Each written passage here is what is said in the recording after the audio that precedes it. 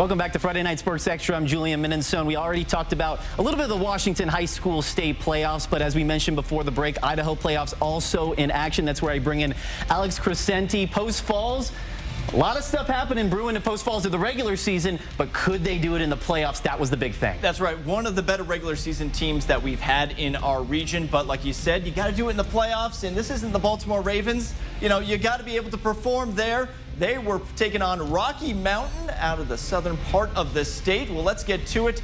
Post Falls Rocky Mountain winner to the quarterfinals. Rocky Mountain has fourth goal near the goal line and goes for it in the second quarter, but Post Falls defense wasn't having it. Dylan Wolfe is going to stop them there.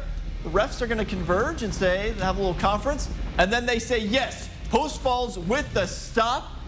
And so they take over on downs, and so the offense has a chance. And this is Jake Bustamante, but he can't get around the edge and is tackled in the end zone for the safety.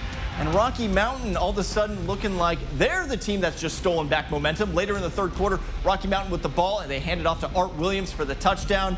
And that was all Rockies tonight. They go on for the 20. They just blanket Post Falls after a high-powered offense of the Trojans. Nothing tonight going on. Nothing to hang their head on this season, yeah, for sure. So congrats on a great season despite the loss tonight for Post Falls. Now, Kamiakin Central Valley, district crossover game. Central Valley looking to throw down the field early on. Dylan Gravelle at the helm, looks to run it, and then passes it deep to Hudson Dayton for the score, all by his lonesome.